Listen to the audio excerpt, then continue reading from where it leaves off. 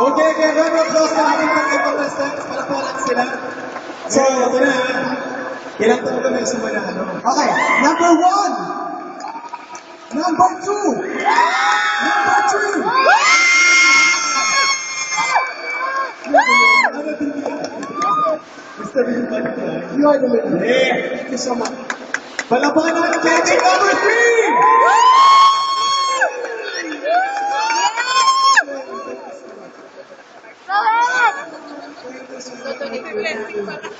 Alright. So, we're down to our last song. Ano pwede natin ano dyan? Yay! Yun lang. Kasi iba na ako yung picture. Sa mga nabigyan ng CD, if you want to see them to design, later, pwede ko design. Yes, meron ano. Mamaya.